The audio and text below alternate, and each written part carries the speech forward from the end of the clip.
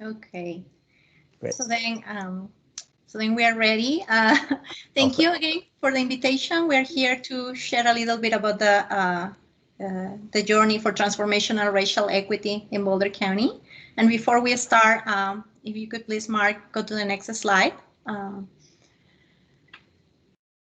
We would like to take a few seconds to acknowledge that we are in territories of the Arapaho, Cheyenne, and Ute peoples. I want to acknowledge that Boulder County, the institution I represent, was founded upon the exclusion and attempted erasure of indigenous peoples and cultures. And I want to acknowledge the American Indian community in Boulder County today, the elders past and present, and future generations. Next slide. So Cecilia and I will introduce ourselves using a practice that our Maori brothers and sisters from New Zealand taught us when we were together at the National Summit for Courageous Conversation about Race in Philadelphia a couple of years. One of the practices is a way to decolonize the way that we introduce ourselves, which I can start with. My place is Louisville, Colorado. My name is Courtney, and my intention tonight for being in this community is to perfectly imperfectly share a little bit about the wisdom that I have gained in community in doing this transformational racial equity work, and some of the learning to date that I've done and that Cecilia's done, and in the spirit of each one teach one to build out for eternity 7-generation thinking, is the hope is that each one of us will then in turn share this with someone else. My why for racial equity is, as a white leader for transformational racial equity and a former public school educator, is to work in humility and with love and grace, as well as a true purpose. That's my why is bigger than my fear. So a lot of times doing this work, I can be afraid that I'll, hurt someone's feelings, or that I'll make someone mad, or I'll get in trouble. And really, if I'm in integrity with myself, with my ancestors, with the babies that are currently with us today, and with the future generations, then I know if I'm in integrity, I can't go wrong. And I really believe in a world where, in a community that we are all truly liberated and humanized and fully multicultural and anti-racist. So that's my why for racial equity. Cecilia, would you like to share and introduce yourself? Absolutely. My place is Longmont, Colorado, and my corner of the world is Peru in South America, the Andes of South America, where I connect with the wisdom of my ancestors and my indigeneity. My name is Cecilia. I use the pronoun she, her, hers, ella, and my intention for today is to bring my most authentic self to this space, and to the best of my ability share a little bit of this journey for transformational racial equity in Boulder County. My why for racial equity, my why has evolved over time. Originally, when I started working in with Courtney and with other racial equity leaders and champions,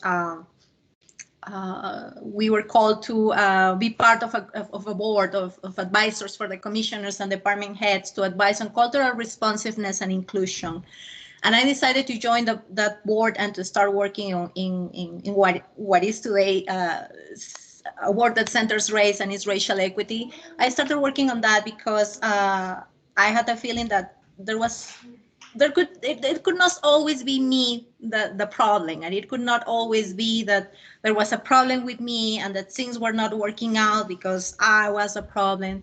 So through the journey in this board in CREAC and through everything that I learned in my own personal journey, I received gifts and tools, and I'm still learning and developing skills that have helped me really liberate myself from those beliefs and start embracing and learning new beliefs and new behaviors. And I am at a point where I believe that those gifts and tools and skills are something that can be a gift for anybody, for everybody. And my why today is to really be able to share what I have learned, and hopefully provide the tools and the wisdom and the resources for people to liberate themselves and to start this journey for transformational racial equity. Next one, please.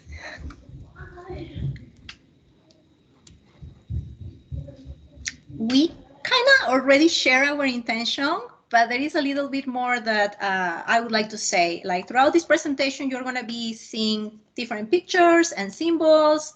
I don't know if you noticed, but our first slide with the title of this presentation has had tons of symbols there, and we didn't really take the time to explain all of them, but symbols personally are important, have a meaning. There is connection with my culture, with my ancestors. There is personal meaning for each of the symbols and each of the images that are used in this presentation. I want to talk a little bit about one of the symbols that we have shared in the intro slide and that we are sharing right now. Is the symbol on the right corner. It's called the chacana. It's a symbol from pre-Inca and Inca civilizations, known as the Inca cross. And it comes from a word in Quechua that is chacan, that means building bridges and crossing bridges. And for me, this symbol is important first because it comes from my ancestors, and second because of what it means. And what it means is really connected with the racial equity word for me, which is building bridges. And that's something that I hope that I can start doing tonight, building bridges with each and all of you. Courtney? I'll briefly share. Thank you, Cecilia. The chuparrosa, the hummingbird, in many cultures is known as a symbol of joy and also a messenger, a sign of resurrection, and a female warrior. So I'd like to acknowledge our ancestors also that the hummingbird represents, especially my Marley Joy. Thank you. Next slide. So here's a little bit of a layout in a very succinct format, how we've gone in Boulder County from CRE, cultural responsiveness and inclusion, to today where we are calling this transformational racial equity. In 2016, there was a roadmap, the Cultural Responsiveness and Inclusion Roadmap that had been authored over the course of several years with multiple perspectives throughout the county employee base. CREAC, like Cecilia had talked about, the Cultural Responsiveness and Inclusion Advisory Committee was assembled in 2017. Part of that roadmap called for at the time, it was called the Diversity and Inclusion Manager. Since then, we've transformed that to Equity, Diversity and Inclusion Manager was hired. Me. And then in 2018, this is very brief. This is just such a snapshot, just to build a little schema, a little backstory. In 2018, the commissioners created 5 priority areas, one of their strategic priority areas being the equity and justice area, which specifically now is racial equity.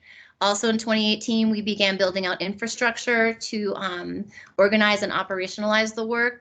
These are called CRE groups, cultural responsiveness and inclusion groups. However, each department and office, as they grow, they also name themselves. So they're not all called CRE groups. Like, for example, Housing and Human Services has, they call themselves the ECHO. We also really were very mindful. I was very mindful of having some transitional trainings between 2016 and when we when we were making that pivot. So they weren't, we piloted quite a few things, and that's why I call them transitional, because I believe that what people help to create, they help implement. And so it was very much vetted, and we got lots of feedback to help us to pivot in a direction that everyone felt as if it was meaningful. In 2019, we began our partnership with Pacific Educational Group and GARE, the Government Alliance for Race and Equity.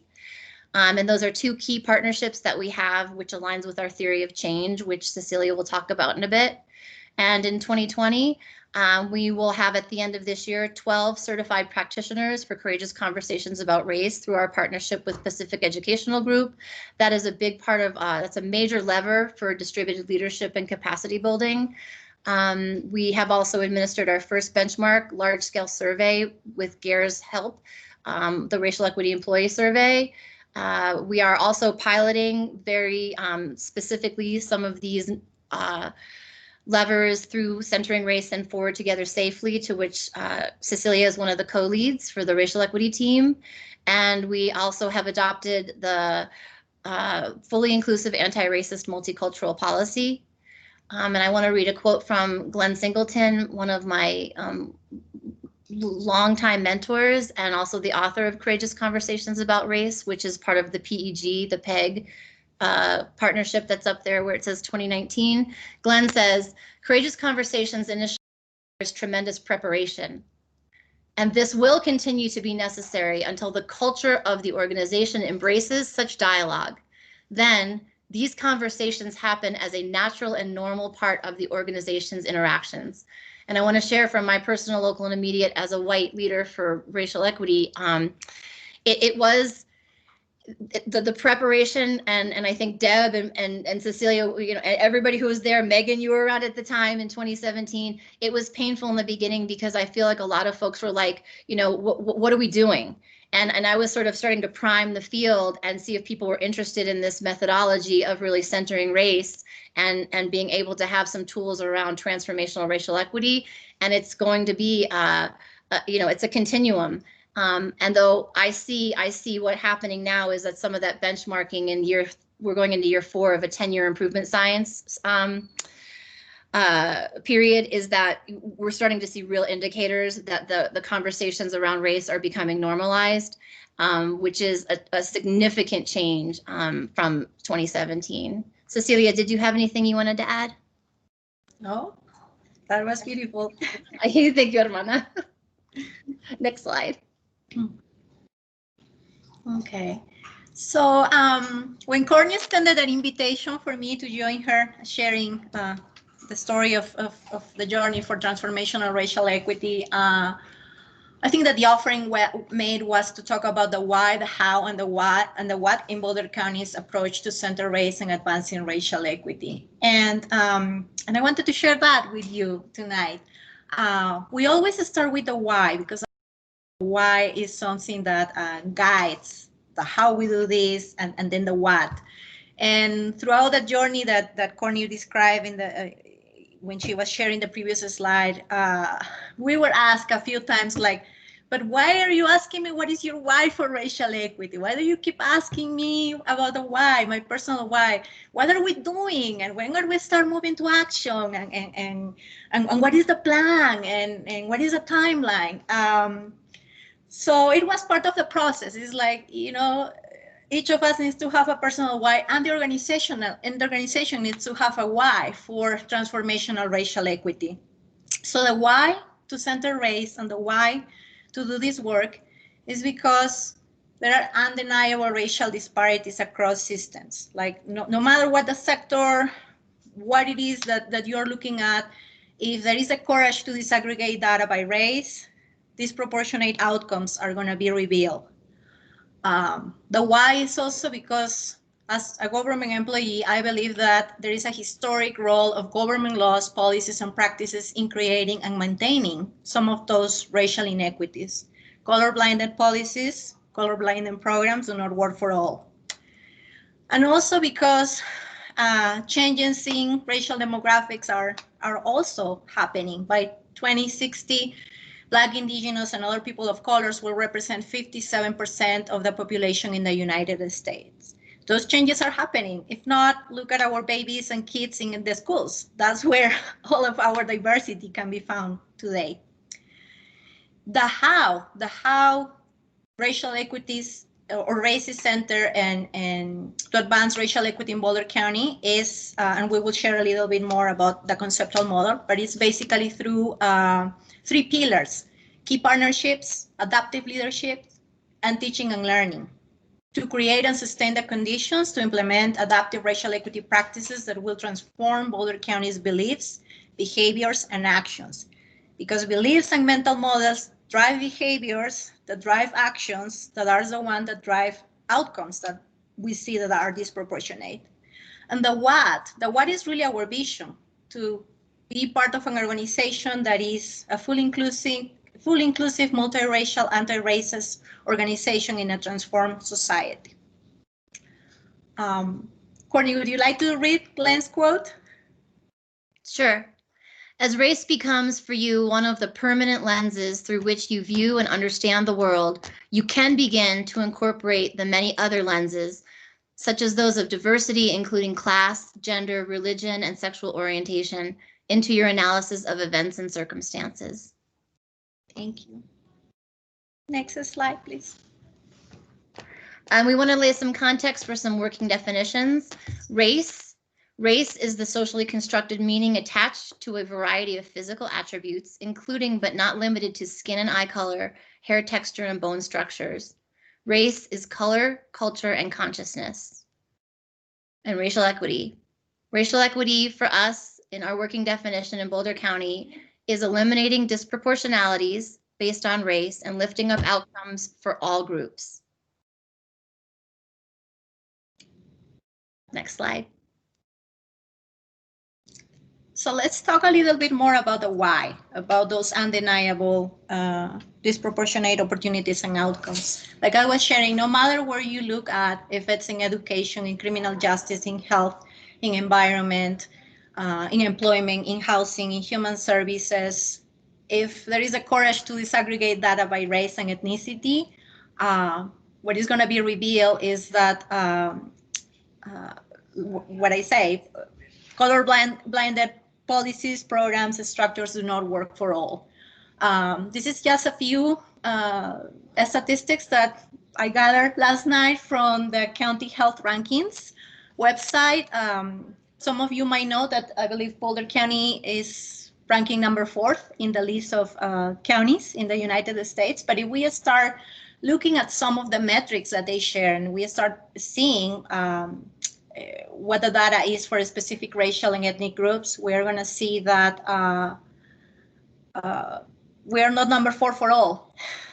And here just are a few examples around indicators such as household income, child mortality, teen birth rate, and percentage of children in poverty. Next one, please. And to dig a little deeper, in addition to the extant data that Cecilia was sharing, the COVID-19 data, and I want to draw your attention to the bottom right corner, because I know that we're all in conversations about this, and this is likely not something that you've heard for the first time, but really just the current disproportionality of how our Hispanic and Latinx identifying community members are really disproportionately impacted. So, you know, for me as a white person, I look at like the existing data, you know, what's out there already. And then I also think about what's here in the right immediate. And it's undeniable to me. And like Cecilia said, the colorblind policies that might serve me as a white person, they're not serving everyone. And for me, it's really part of like, not only is it time with racial equity to really acknowledge and racialize data and really have this collective conversation about it. But it's also, you know, it's about the community cultural wealth and the funds of knowledge that my brothers and sisters who identify as Black, Indigenous, and other peoples of color, that we're losing because people are sick. And it's because of structural and historic racism. Next slide. So the how for transformational racial equity, it's been a journey. It's been a journey. There has been a lot of work, a lot of sweat, tears through the time that I've been personally engaged in this work. And there has been a lot of research too. And I feel that hiring Courtney as our diversity, equity, and inclusion manager was a blessing. I think that she came and she knew as a teacher from the foundational offerings from Paulo Freire that praxis means reflection and action upon the world in order to transform it. And since day one, she had that very clear. And since day one, as additional blessings for this work, we started building those partnerships with organizations such as Pacific Educational Group and the Government Alliance of Race and Equity that really provided us with the tools and with the resources and with the information that was needed in order to make these make praxis happen, praxis as reflection and action. So the way that the theory of change was offered, and I will promise I will not talk much about that because Dr. Courtney Prusmack will be elaborating more on that.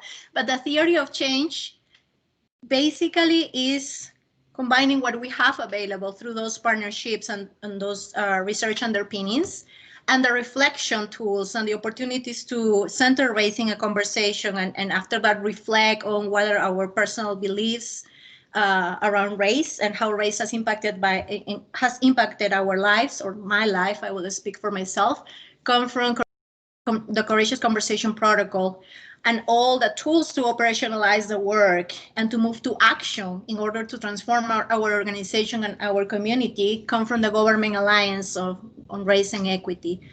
And that's the combination of these two partnerships with all that they offer to Boulder County is what has made it possible to have a conceptual model to make the equity and justice strategic priority in Boulder County a reality. Dr. Prusmack, would you like to say something else? No, hermana, thank you so much for sharing that. Thank you. I'm conceptual model. Thank you. Next slide. And so again, because for me, it's incredibly important to have the research and the theoretical underpinnings with the theory of change. And through the brilliance of my brown, indigenous, Latina sister, Cecilia Jones, she has developed and she's the main architect of our conceptual model for transformational racial equity, which I will try to do a brief and succinct description of. But as Cecilia talked earlier about those 3 pillars, and one of our main principles is interconnectedness. So the interconnectedness of this Venn diagram of these 3 concentric circles, or as Cecilia, the architect of this, has described, is really our 3 pillars. And you'll hear us talk about like the key partnerships, adaptive leadership, and teaching and learning. And at the outside, you see, if you're familiar at all with GARE, and if you're not, that's fine. Some of that GARE systemic levers, or the really large picture infrastructure, is to organize, operationalize, and normalize. And then on the inside, really the heartbeat is the courageous conversations about race, with the protocol coming from Pacific Educational Group and Glenn Singleton. And we'll show you his book in a little bit, but Glenn's book, we'll put it in the chat too. So that's why that theory of change is so imperative, because what we're doing in Boulder County is if somebody's telling you that there's best practices and there's a binder for this work, they're lying. I'm just going to say that straight out. Like, all of this is really adaptive, iterative, and there's promising practices, and there are some emerging best practices. However, that's why we had to have that theory and research underpinning, along with the data that corroborated why we're doing what we're doing. So the center heartbeat is that praxis, that change really starts with the interruption, starts with I. And I need to be able to talk about race, and I need some tools to reflect and to have these conversations, because as a white woman, I was not taught to talk about race. And so because I have grown up in an oppressive society that is a white supremacist culture, I needed to really unpack that and learn how to love myself and one another and have conversations in order to transform. So that's where kind of the rubber hits the road. Right there with it is some of the GARE tools that we've adapted, specifically some of my sisters in the racial equity practitioner circle. Racial equity impact assessment tool, for example. We have systems thinking tools, SENGI, ladder of inference, the iceberg, and we also have critical race theory as one of our underpinnings. So really, this is where it all comes alive, and this is what drives the way we are able to really develop out this infrastructure to build capacity and distribute leadership. Cecilia, did I miss anything, hermana? No, that was beautiful. The only thing is that comes up for me is that for everything we do in racial equity, for every single project, for any opportunity to reflect and act in order to integrate a racial equity lens, there is always going to be a key partnership, because I cannot do this alone, Courtney cannot do this alone, no one can do this alone. There is always going to be an opportunity to offer something and to learn from someone in a reciprocal way. And there is always the opportunity to be adaptive, because, like Courtney said, there is not a binder. So something that we are going to be doing might work, and if it work great, let's scale it up. And if it doesn't work, it's an opportunity to iterate. It's an opportunity to adapt. It's an opportunity to ask for additional perspectives in order to be open-minded and to expand and to iterate any offering. So before we move to the next slide, Mark, do you have any curiosity? I see your hand up and I want to acknowledge that. No?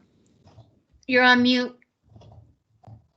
My apologies. I think it's just my mouse getting ready to move to the next slide. Sorry. Okay, no problem. And how much time?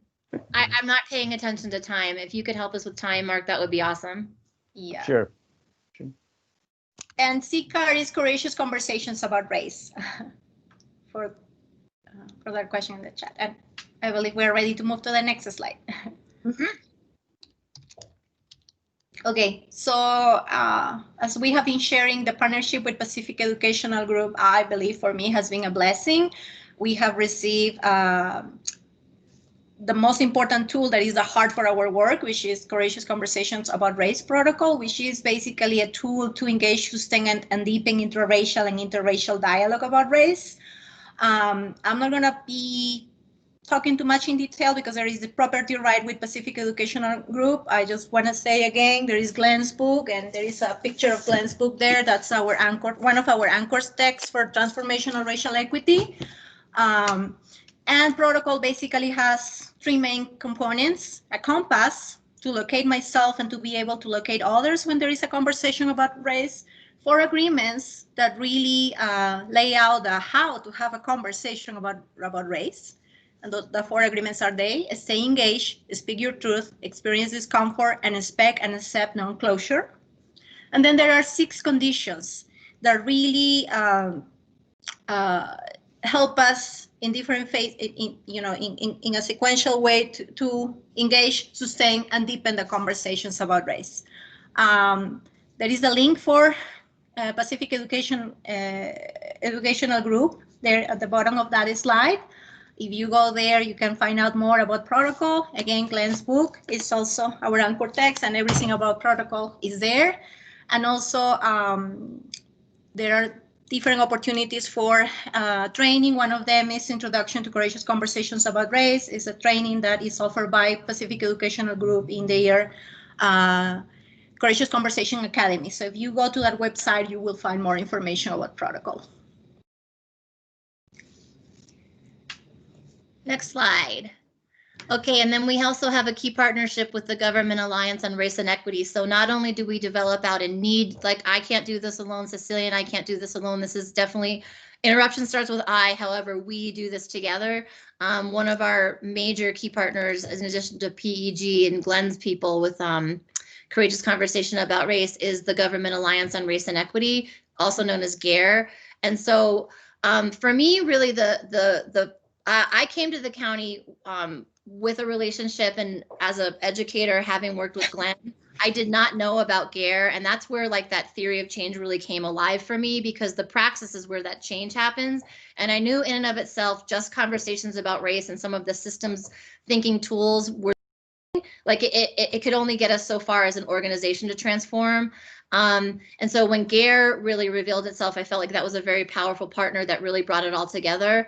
And I urge you to investigate that if you haven't already. So some of their critical strategies are really to, using a racial equity framework, building organizational capacity, implementing tools, being data-driven, partnering with other institutions and communities. This is case in point. Look at us all here together tonight. And I want to affirm us all together here tonight. And operate with urgency and accountability. So there's that sort of tension, like things take time, and also there has to be a sense of urgency and accountability. So again, perfectly imperfect. Yeah. Cecilia, anything else about GARE? What I am saying is, to the best of our abilities, we are using some of those strategies. As you see, we have a theory of change and a conceptual model, which is a racial equity framework. We are, relentlessly building organizational capacity internally, and hopefully in the near future also in partnership with community. We have begun to implement racial equity tools. We are also having courageous conversations in order to be data-driven and to take the courageous steps to start disaggregating data for everything that we do in the county, partnering with other organizations, and also balancing that sense of urgency with that need to build for eternity and think about the future and think about the long term, not necessarily about the immediate need to react to any event or to any urgency. Next one, please. Marta, you have a question, and we forgot to say that I think there's time for questions, but because it's kind of a fuzzy night too, like we kind of began and then had to restart. I just want to acknowledge, Marta, I see you. I see your question, and the train the trainer model that GARE had, that we began to endeavor to do, was put on pause because of COVID. So we have adapted through COVID, and we have not been able to develop that out because GARE did not have the virtual infrastructure at the time to really keep us going in the phase that we are at. So we have the capacity that we are building through Pacific Educational Group's partnership and the affiliate practitioner certifications. And yes, we do have, it is for internal, and also we have and are partnering with community members in Boulder County that they do come, they're invited in to Intro to Courageous Conversations classes. We have the community task force that some will take the class on Thursday and then again in a couple weeks or in January. So it's like, yes, are we where I want to be? That's that sense of urgency. I feel like I want to be further along, and then I have to remember patience and knowing that I have to practice saying, you know, this is a long journey. So I hope I answered your question. Cecilia, do you see Marta's in the chat? Do you have anything else to share? Yeah, and maybe after we finish this conversation, I don't know if there is anybody from City of Boulder here today, but maybe they have something to offer. I believe that they started their partnership, you know, a few months or maybe a year before we did, and I believe that they were able to start building capacity through the train the trainer model, and maybe there is something that they can offer. Okay, thank you.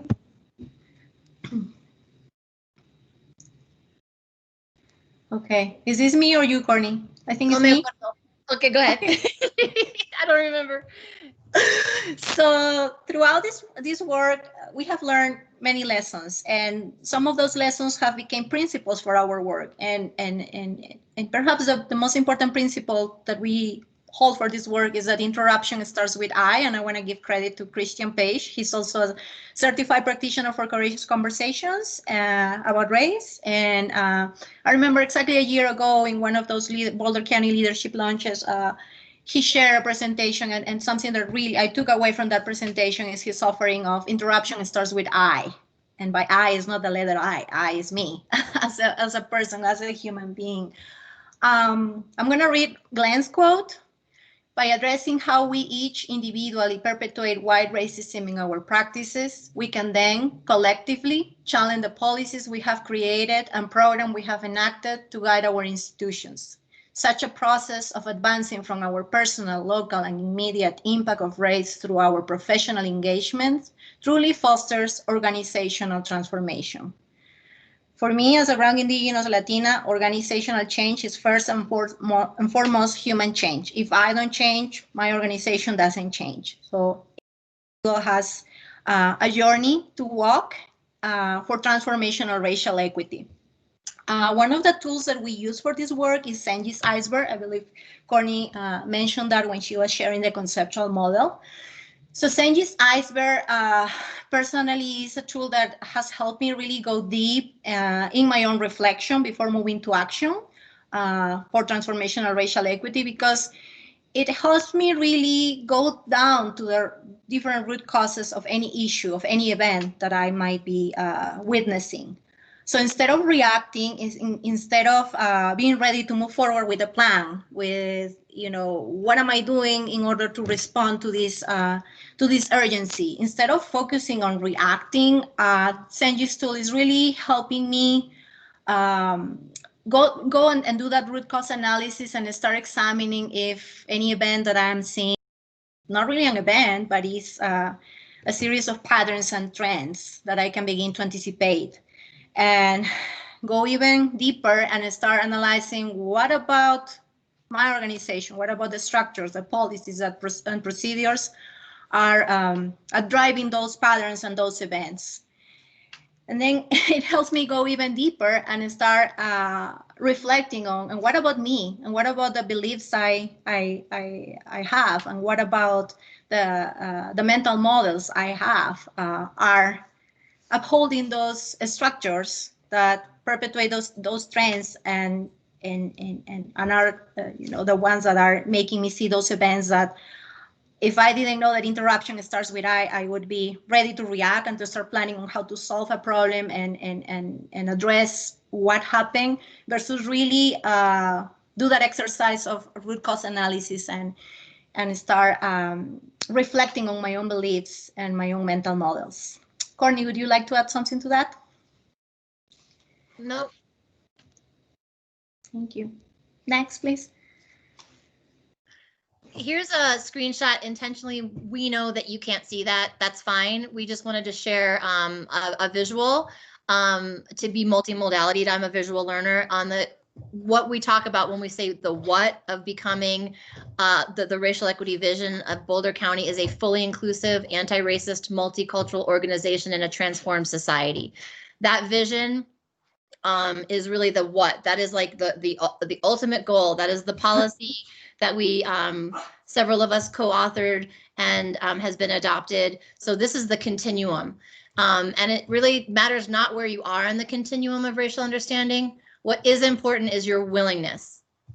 So that what's important is your willingness to expand your racial consciousness, deeply explore your own racial identity, and better empathize with the corresponding perspectives and experiences of the racial other. So it really comes down to that willingness. That will, skill, knowledge, and capacity as a mantra for us. And that's how I've also developed out our learning progression, our teaching and learning progression. Next slide. So now we are going to be sharing some examples of how Boulder County is advancing racial equity now, how the work is being operationalized. And most of these examples come from our pilot arena, which is for Work Together Safely. We were blessed to have support to start building infrastructure to continue moving forward this work. And a group of racial equity practitioners and a racial equity team was assembled in order to offer some practices and some will, skill, knowledge, and capacity to integrate different racial equity tools for Work Together Safely. So we will be sharing some of those, and we will be telling you a little bit about what is happening for Work Together Safely with the racial equity team. Next, please. So this is a landscape shot of what is currently being piloted, and we are preparing to be able to scale up dependent upon some resourcing capacity. Right now in Forward Together Safely, which is what Boulder County is calling the COVID response and recovery, this is how currently we are integrating racial equity practices. So I know that Cecilia, you can speak really well to this, and I'm going to do my due diligence because you are the co-lead for the FTS team. I think ultimately what I want you to really look at is how intentional it is that we think about like that practice and that coaching model, that this is really a meta model, so that each one teach one, to really, with the will to begin to endeavor to build my skill, to build my knowledge, and then to build out the capacity. So there is no such thing as really an expert. It's really about an increase in knowledge and will and capacity once you have that will. Is there anything that you'd like to add about the panels or the data, etc.? Yeah, we will be sharing in the next slides the dynamics of the panels and open hours. But basically, if anything, I'd like you to keep in mind like the orange rectangles here, which is that there is a space for individual practice for racial equity. And those are basically offered through what are our open hours, and then some self-directed learning and other spaces to learn some of the tools that are being offered. There is opportunity for a community of practice as well. We are offering panels where individuals that are actually doing some of that self-learning and that are coming to open hours to get some of the coaching and some of the support and guidance that they need. They can come to other spaces to share with others how they are applying some of the tools offered and to get constructive feedback in terms of the strengths, things to consider, and questions for reflection. And that provides an opportunity to be adaptive and to iterate a plan or a project or a proposal, including a racial equity lens and multiple perspectives from different people that that are certified to be practitioners for courageous conversations about race. And then we always keep in mind that this work is transformational work. It's about building for eternity. It's about having the opportunity to move beyond services, programs, projects, and focus on changing policies, institutions, structures, and advocating for those changes. So that's all I would add. Next one.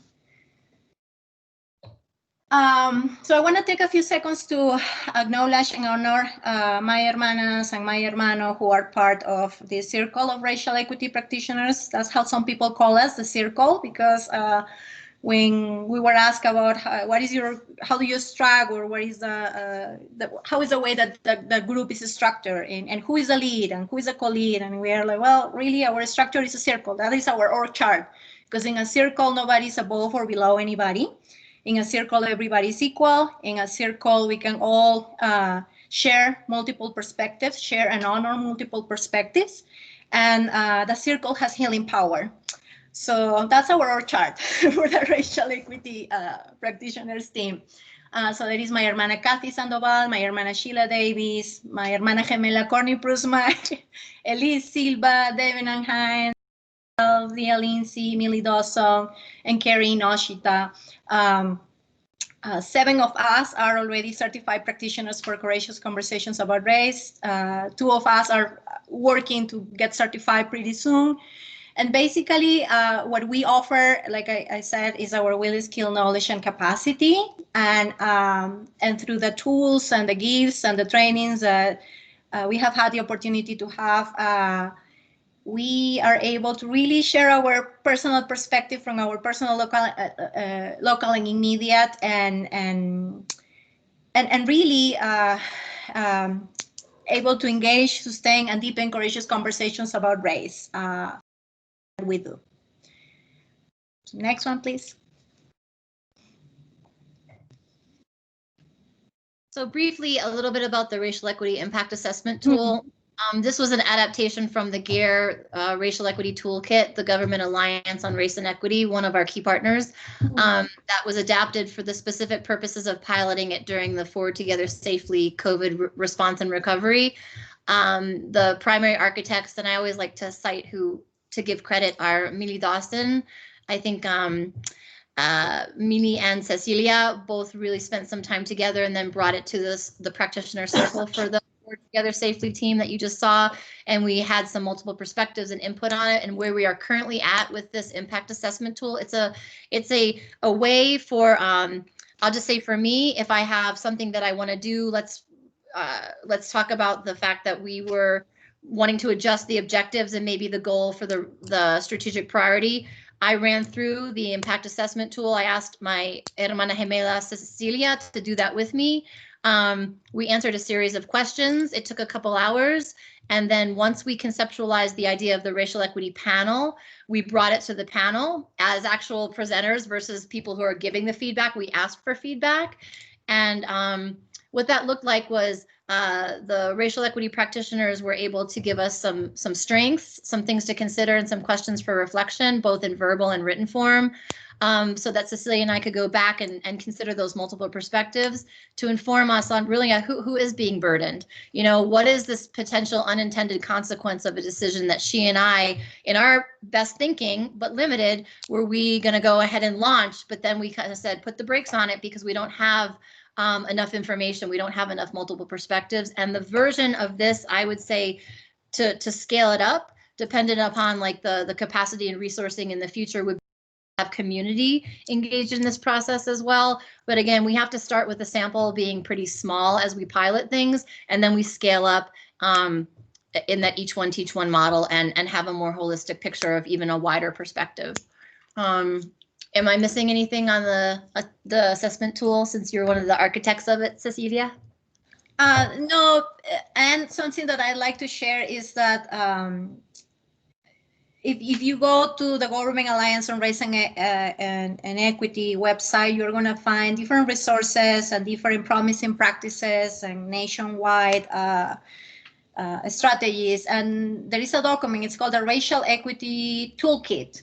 And the Racial Equity Toolkit really lays out, you know, different questions and different prompts to be able to construct and adapt and customize a racial equity impact assessment tool for your organization. So keeping in mind our theory of change, that is not only GARE, like GARE is, the peer network that really is offering all of those tools to operationalize the work and to take action after we reflect. And in order to reflect, we have courageous conversations about race. So the way we have customized the tool to the needs of Boulder County is adding some pieces and parts of protocol. And the way I describe the tool is basically it's a nice set of prompts to have a courageous conversation about race. So that's what I would like to add. Next, please. So here, perhaps you cannot read this, but this slide is basically showing you the layout of our racial equity impact assessment tool that we have customized for Boulder County. So there are 4 main sections. There is a section really to describe the proposal, to talk about what is the problem statement, what is the decision under consideration, what are some of the expected outcomes, and how can racial equity outcomes can be envisioned from that proposal. There is another section really to ask about, well, what data is available? What is data telling you? And by saying that, it's not only quantitative data, because a fact is that no data is data.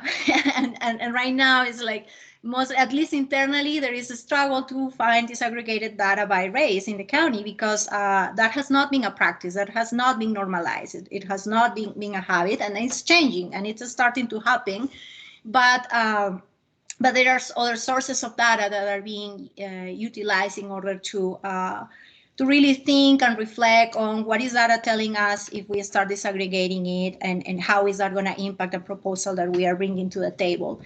And then there is another set of questions about if the community has been engaged, because the voices of the community matter and are important. And if there is no quantitative data, the opportunity to engage the community is there in order to add their perspective to the table before making any decision that is going to be impacting their lives.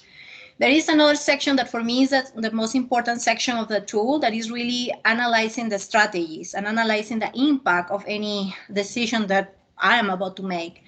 And those questions are, who will benefit from this decision? Who will be burdened by this decision? And what are some strategies that I can think about or reflect on that can mitigate unintended consequences of this decision or this proposal? And then there is another section really that it's about laying out what would be a realistic implementation plan, how can accountability be ensured, and how outcomes can be communicated and evaluated. Now, it looks like a lot, and it's a lot, and the way the racial equity impact assessment tool is being applied is really in different stages. So the first time that a group or an individual is applying the tool, they don't have to answer all the questions. It's like wherever they are at, the racial equity practitioners team or the circle will meet them there where they are at to offer feedback. But really, what is important the first time that the tool is applied is having a clear understanding of what is a problem statement that we are trying to solve, what is a proposal, and what are those strategies, and how can we mitigate any unintended consequences. And the tool is designed to be used at multiple stages of a project or when designing a proposal. So that's an overview of the racial equity impact assessment tool. Next, please. And to just briefly share, the racial equity panels was something that was developed and created. It's an innovation that Boulder County has established that really partners well with the racial equity impact assessment tool. The racial equity panels are, again, an opportunity for any of our employees who are within the FTS right now. It's being piloted within our recovery structure. To take a stab at using the racial equity tool. And then they submit it, the practitioner circle of 9 look at it, we give them the feedback, the structured feedback of here's strengths, here are some things to consider, and then here's a few questions for reflection. Again, that's tied to our theory of change, that reflection piece is invaluable. And then they bring it to a panel. They have a 45-minute time where they share for about 15 minutes, they sort of present.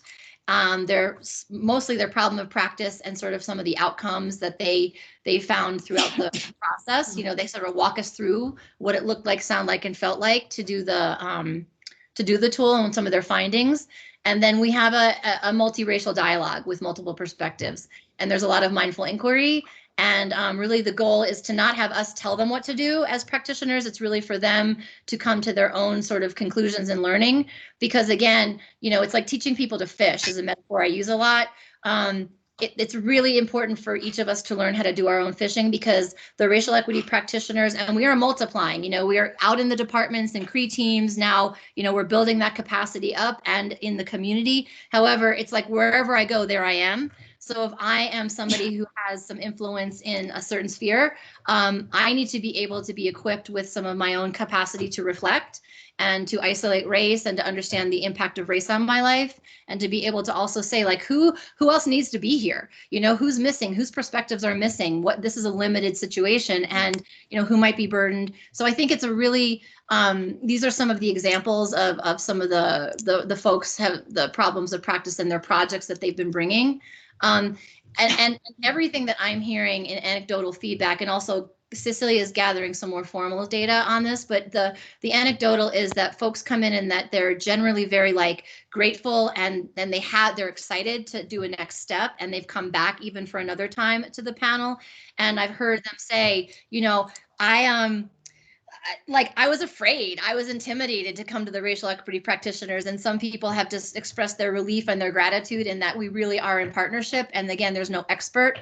We're all in different parts of our journey. And, you know, I'm a doctor in this, and like, to me, that's just that's a part of me. But that means I know that I know very little, you know, as a doctor of educational equity. So it's like, it's a beautiful thing to have people really have that participatory space where they can really show up and we'll meet them where they're at and really support one another in each of our journey and in advancing racial equity for Boulder County and beyond.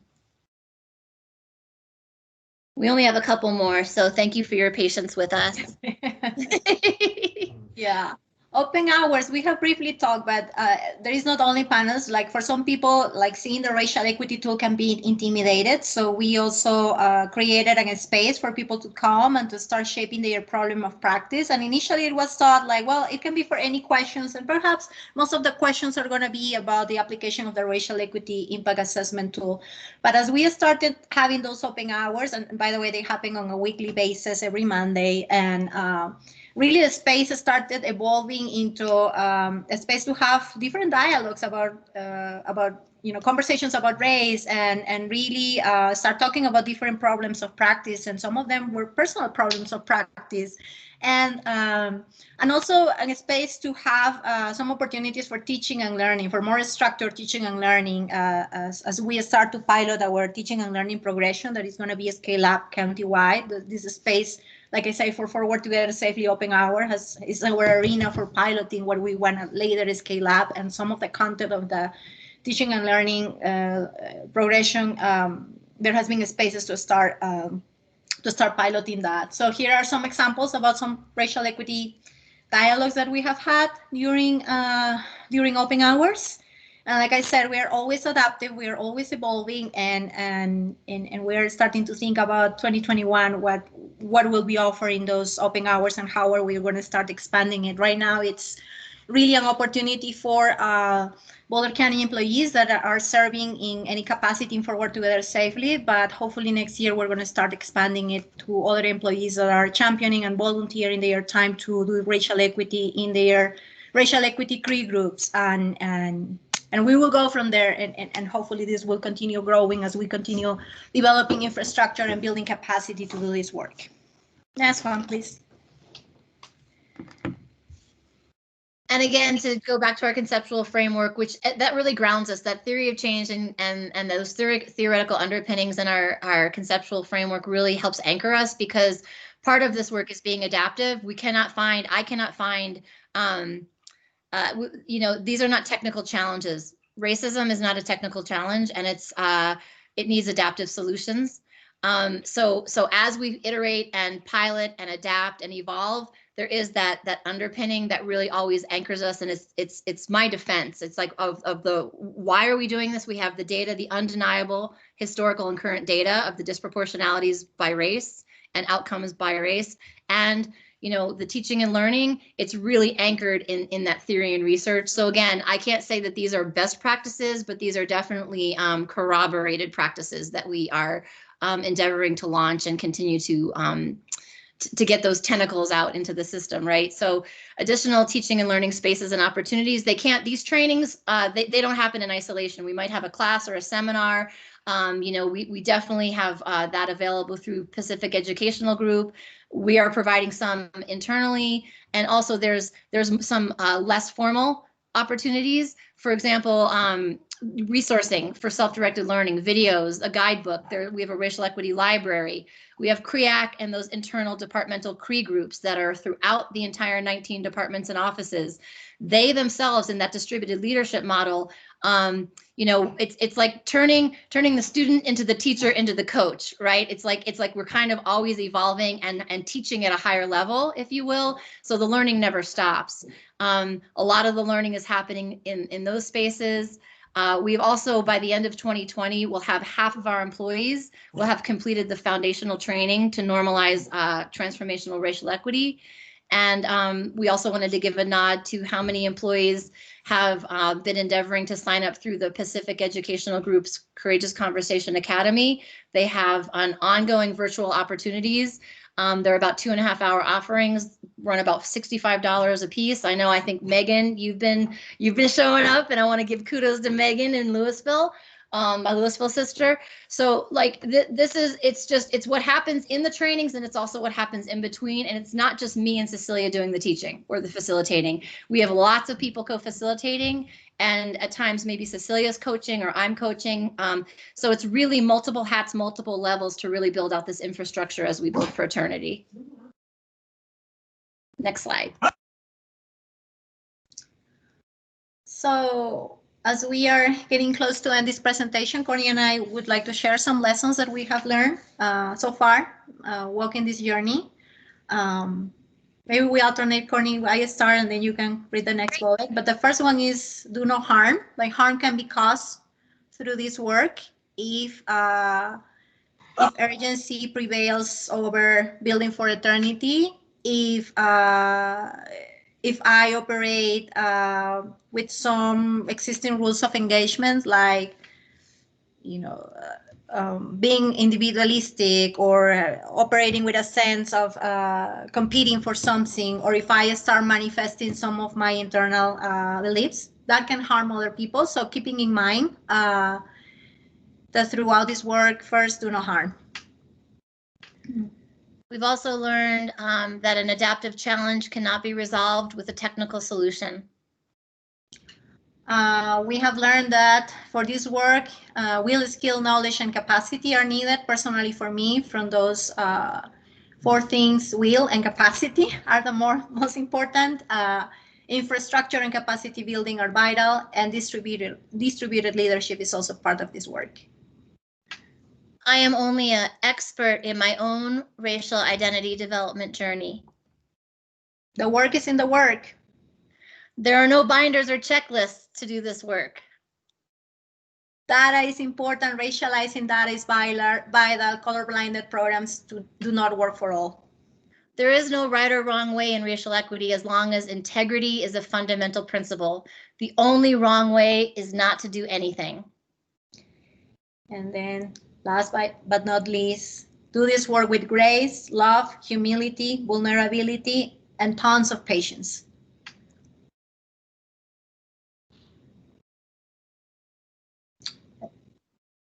So we have some questions for reflections, and we'll put this into the chat. So for you for later, again, we like to try to walk the talk. I try to walk my talk to the best of my ability. Why are there racial disproportionalities? And then do your own personal root cause analysis. Ask yourself why 5 times. So when I answer it the first time, ask why, and then use that answer to ask again why. It's a root cause analysis procedure of asking why 5 times. I'm sure y'all know that. And if you don't, then I invite you to try. Sorry, my dog Eugene's crying. Why, what, and then the second prompt would be, what is my why? So what is your why for racial equity? And if you don't know, take some time to reflect.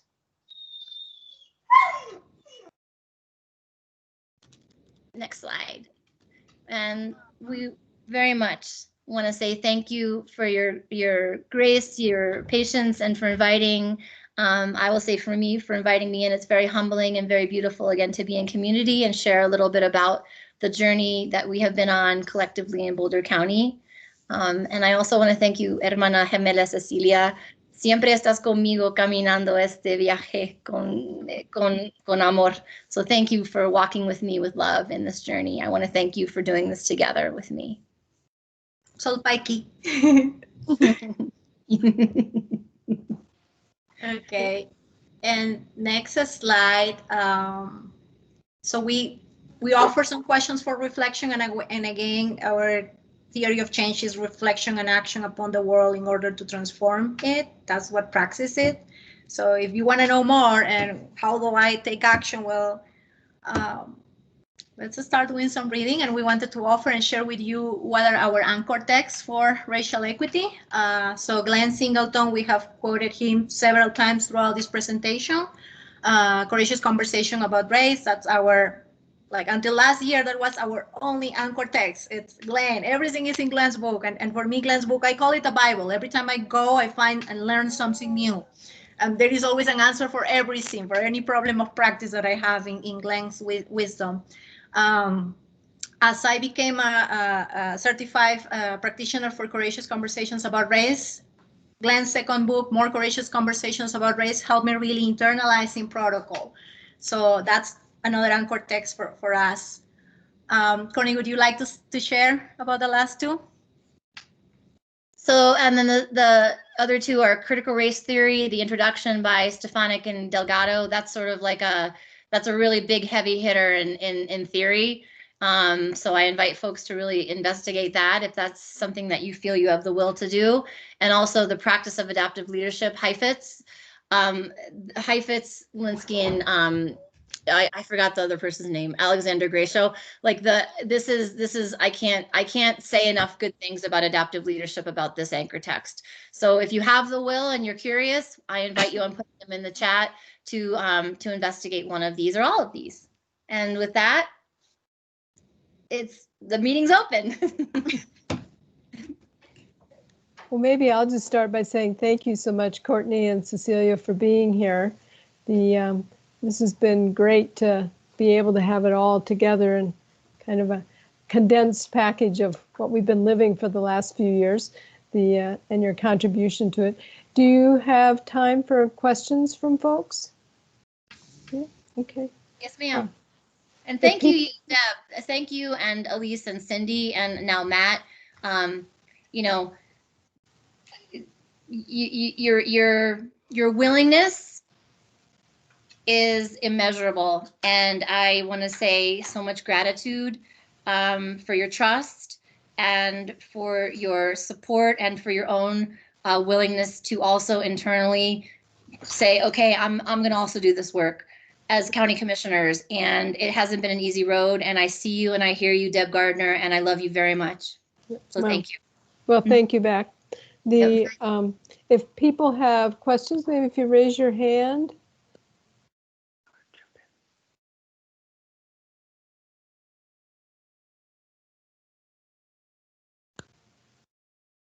They're all busy writing down the bibliography. I just have a question. I heard that this program is being recorded to put on a YouTube. Where is that? Thanks for the question, Marta. I don't know where it is.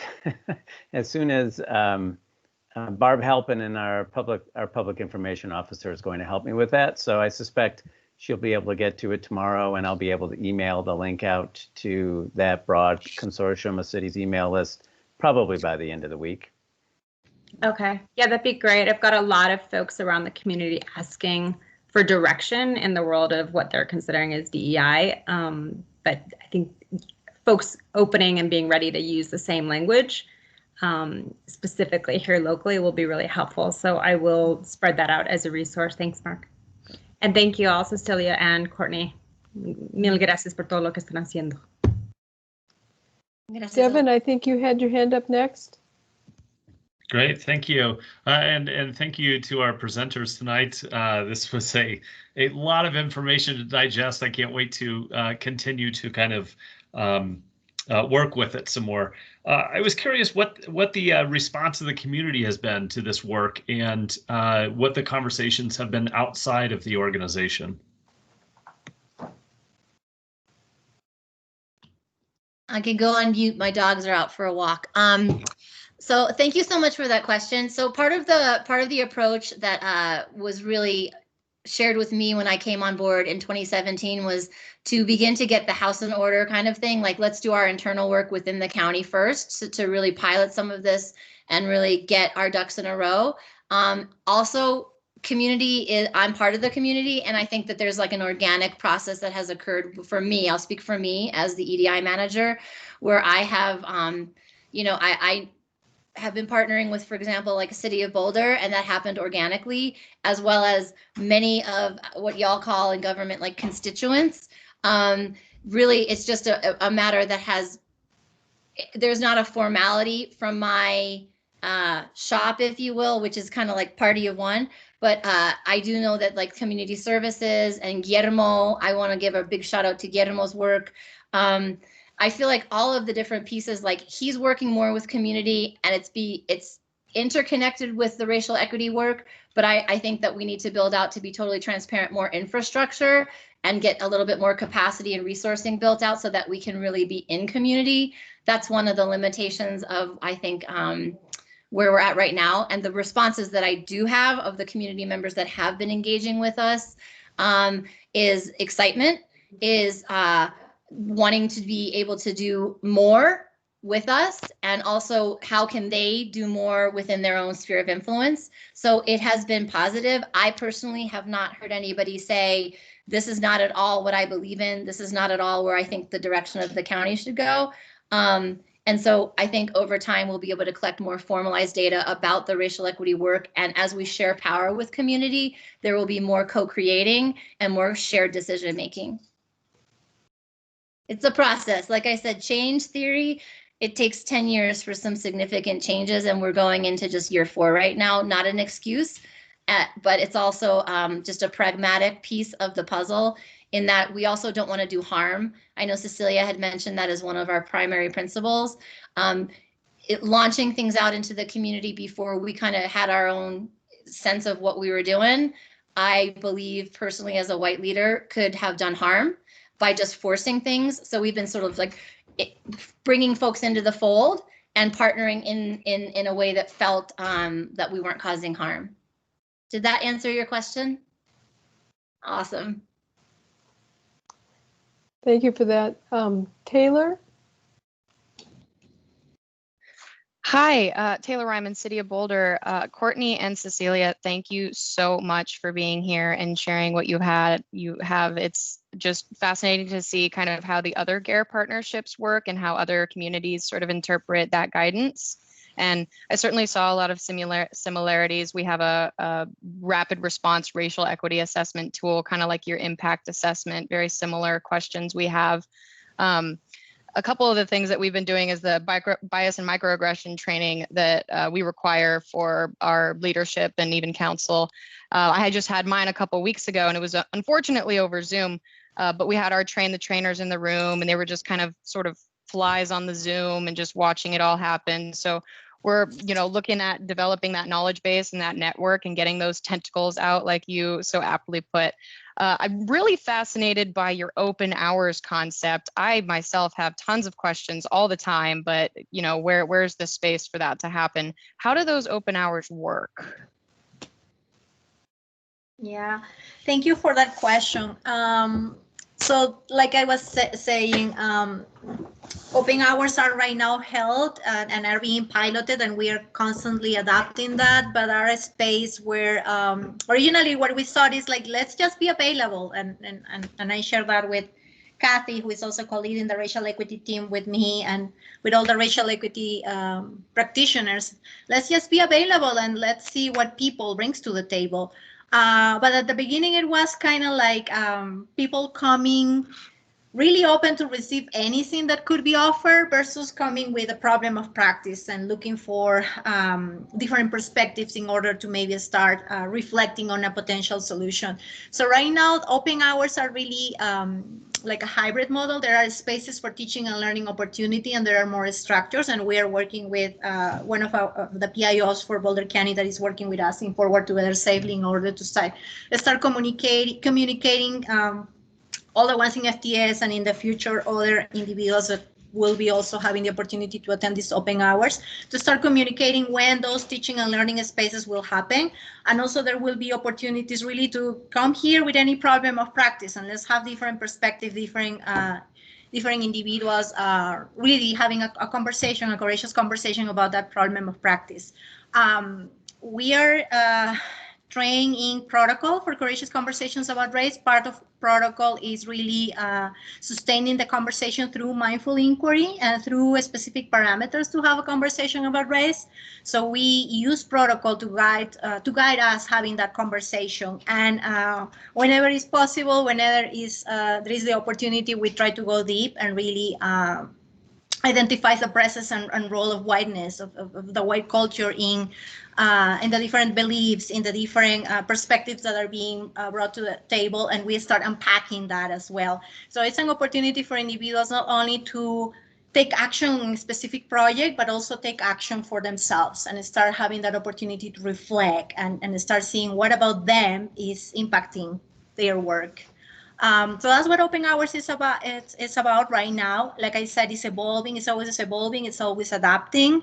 And if you would like to connect, or if you would like kind of like to join us in the future, like reach out to me and maybe we can invite you to one of those hours so you can get the feeling of what those open hours are about. Awesome. Thank you so much. And hard work is hard, right? And thanks so much for just doing it.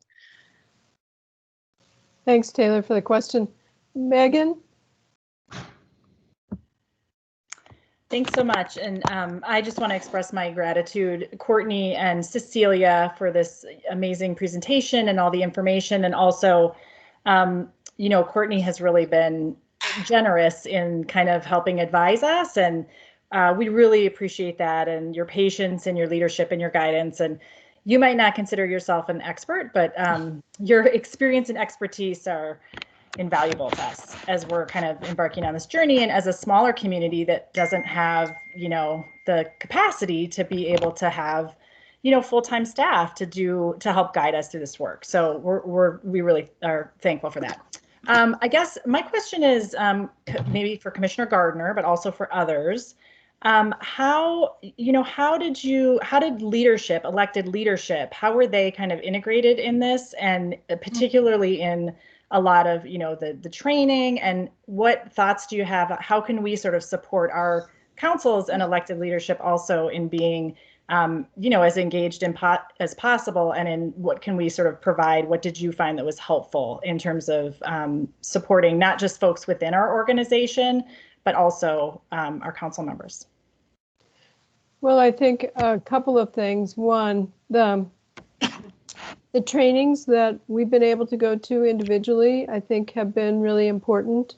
And having a part of the trainings and part of the work we've just been doing around the county is having a common language, I think, to be able to talk about these issues has made a big difference. And we've, in our own just little commissioner's office, we've had a book group where we're reading and talking and having individual conversations about what we're thinking and feeling and how we're reacting to all this. But at the same time, then we get updates from the team, Courtney and Cecilia and the whole CREAC group. And I think it's that there's no way, there are plenty of work that happens at the county where, I'm sitting in my office or at a Zoom meeting now, And people come in and present and they say, well, we need some input, and we give them some input and they go off and they do their thing. But that doesn't work for this. I mean, you've got to be participating in the work yourself. And at the same time, you're giving direction to and budget approvals and decisions to join GARE or not, those kinds of decisions. But you can't do it in the same kind of almost vacuum that you can make a lot of other decisions about government and the organization. And so I think being able to bring everyone along really as a group is pretty important. And I think because then each person is obviously going to be in a little different place, but at the same time, you have that shared experience and that shared language and a shared sense of where you are as a person in relation to others and the organization. And I think all of that's important. Good luck. Thank you. And it is messy and it's hard. And we're not always really happy together. And there are plenty of times when it's been really uncomfortable. And I think that's helped us get to where we are. And which is very different from most of the other work we do. But I think really foundational to changing the culture, which it's very clear we need to do. Thank you. Let's see. Adam? Yeah, Deb, I was going to respond to Megan as well, just since Boulder does a lot of this right now. Mm-hmm. So the way we have it structured is we have a guiding coalition on racial equity, and any council members that want can participate. We actually have 6 of the 9 who volunteered. Generally, we have to assign 2 people, but we got 6 to actually put themselves forward, which is pretty awesome because this work is super important to a lot of us. But we also have the heads of all the major departments, Housing and Human Services, Chief of Police, various other departments that are involved in all of these meetings. So we have the conversations with essentially, the biggest role players in the city. And as we develop the plan, we put it all together so that we can put it in front of the full council. Interestingly enough, our next study session next Tuesday, we have a 2-hour meeting about this exactly, and what our plan for racial equity is going forward, which is going to be really cool. And this is all led by Amy Kane at the City of Boulder, who is phenomenal at this work and has opened a lot of eyes within the city, which has been really, really great for us. Yeah, that's sort of how we structure it, at least. I think, even if you don't have someone who's sort of the spearhead like Amy is, you can still bring all those people who are leaders in the city together and actively talk about this and try to incorporate it into the work. And one of the last things I'll mention is we put in a resolution that essentially makes this racial equity work foundational in all of our decision making. So we're going to have a racial equity lens, an actual tool that we run all major decisions through when we're making them, to ensure that we're, looking at this the right way before we make major legislative decisions that are going to affect people who often don't look like a lot of us on council. So those are some of the things we did. Obviously, this took years and a lot of determination to make happen, but it's really cool to be a part of that. Thanks for sharing that model, Adam. That's really helpful. Yes, thank you, Adam. Yeah, Kyle? Thank you, Commissioner. I just wanted to ask a quick question, just to piggyback on what Megan said. As usual, she covered most of the important stuff in Louisville here, but I wanted to ask a follow-up question, which is just, I think as we've been considering and have been having conversations with members of our community, and with city staff, the staff resources issue is a real challenge for us. We're not a large community, and we don't have the kind of resources maybe that the county has, or certainly the city of Boulder. And I wondered if you have any suggestions, Cecilia, or anybody else for that matter, how smaller communities like ours can engage in this sort of in a productive way. Because what I wouldn't want to have is to have meetings that seemed like window dressing, where no one really had the bandwidth to really take these things on. I really would want to make this a real priority. So and just again, thank you for your presentation. It's really been fascinating, and I've been learning a lot. So thank you. So I will share a little bit from my personal experience, and then Courtney, I would like you also to hear your perspectives. But yeah, resources and infrastructure, that's a struggle.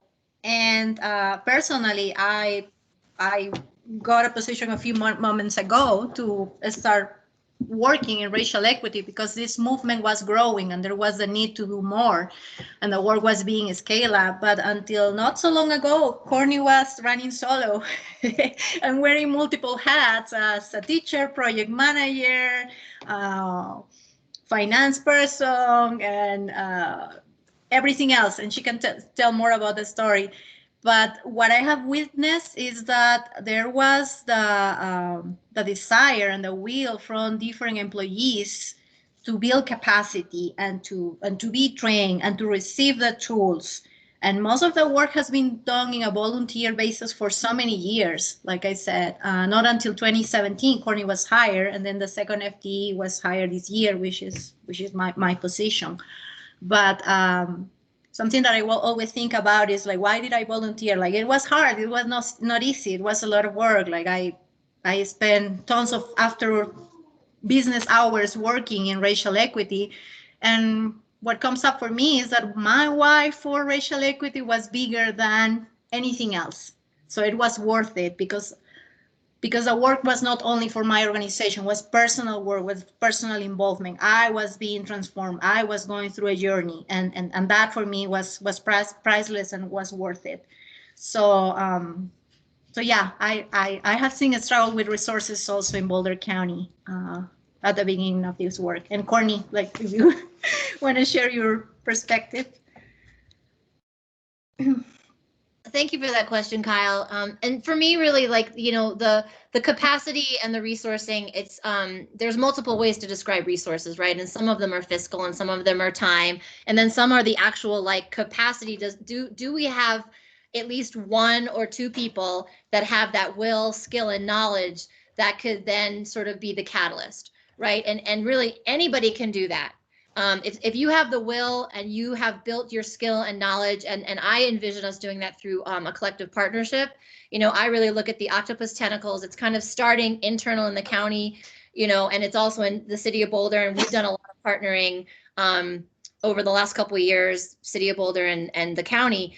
I envision us all as a larger jurisdictional county to be able to invite y'all in and say, now the county has sufficient capacity. We're like, come on into open hours. And then you, Kyle, or Megan, or whomever has that will, then you turn around and you talk to your people and you say, I went to this open hours and I don't know if we can do it on this scale, but like, I think Courtney and Cecilia are willing to come one time and do it with us, right? So you came and joined us. Then we turn around, we partner, we come for a couple hours, we help you co-facilitate it. And then maybe we come one more time if you want or not, and we watch you do it, give you a little feedback, and then you're on your way, right? So I envision us being able to kind of like be in a more collective as far as like really that transformational racial equity, which goes back to our what, that vision for a transformed, multicultural, anti-racist, transformed community and society. So it's like a little pie in the sky, sort of like utopian for me to say that, but on the ground, It's like we have those resources right now that we are making it happen, even if it's at a small scale. And so I would say, and I can't speak for Deb, who, you know, is a county commissioner and Commissioner-elect Lotamine, like I don't want to speak on their behalf, but I would say that would be a recommendation I would have, is to say, you know, let's bring some people in, and we can't overwhelm our system either because we're stretched pretty thin. But I believe that there's a lot to be learned. Again, when somebody puts that hat on, like, you know, like I think that's what keeps me fresh and develops my building for eternity. Well, Thank maybe you. the thing I'd just add too, I think all that's great information, but I would also add too that you know, we're at the position now of kind of having to take money from here to increase the pot of money for the equity and inclusion team and program. And I think, you know, a lot of people have tried to compare what we're doing now with when sustainability started, except that sustainability started when we got a $25 million ARA grant. And we had all this big money and we had to figure out how to spend it. Well, we're in the opposite situation now, where we know that we need to be essentially reallocating money from here to over here because we think this is a higher priority. And that some of that is happening. I know some various folks in different departments are saying, well, I could give this, or we could take that, and we can move this. But I think there needs to be more dedicated revenue funding to really be able to to expand the work to the point where we want to get to that organizational change. And I think if what we've been doing is a pilot, I think it feels proven to me that we certainly are changing people, and we are changing the organization as well. And so it's easy for me to say, because it's not my budget, that I can say, yeah, Martha, you should spend more money on this. But we'll just have to help find it. And I think it's there. It's a shifting of priorities. Or maybe the Biden administration will give us a $25 million grant to really further this work. We'll hope for that. Polly, you've got a question. Maybe we'll have Polly try and answer Polly's question and leave Mark with 5 minutes to tell us about the special session. Polly, if you're speaking, you're on mute. Okay, I know. Okay. Okay.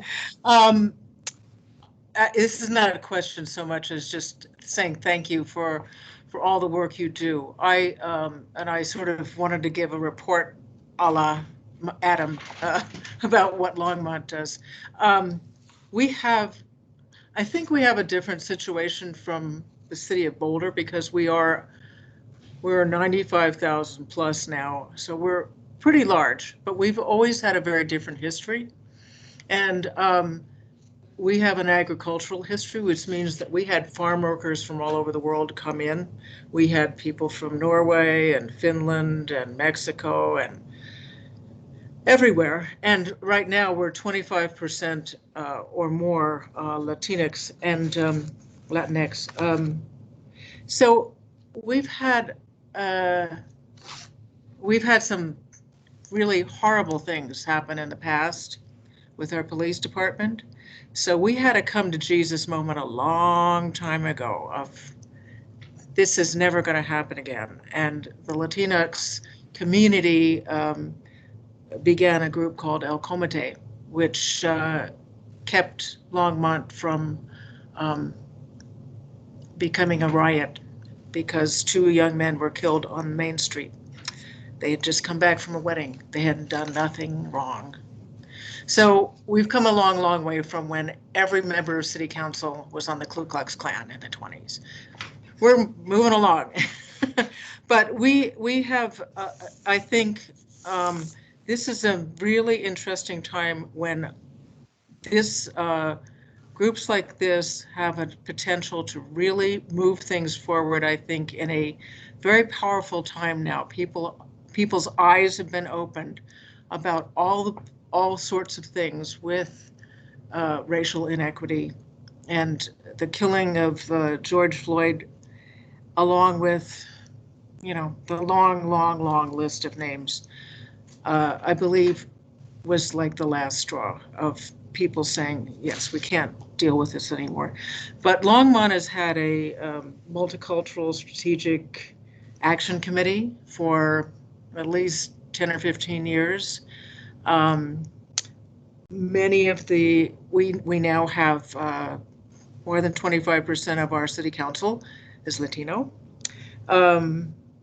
We have embedded, I think, discussions of racial equity in all the boards, the advisory boards. It's a discussion, it's a part of our sustainability plan. So we are working not exactly from the way you're working, which is to have a central organization that's having discussions and trainings, things like that. But we have cultural brokers, and we have everything sort of embedded in that people understand that if you want funding from the city, you better have some diversity on your board. If you want funding from the city, or if you want to interact with our city government at all, or do business in Longmont, you'd better be thinking about racial equity and fairness. And so of course, there's lots of work to be done, but I really do think we're trying in a slightly different way than what you're suggesting, but you're a terrific resource for our community and everybody else. So I thank you so much for what you're doing. Thanks, Polly. Thanks again, Cecilia and Courtney. You're more than welcome to stay for the last 5 minutes when Mark gives us the update on the special session, but I appreciate that if you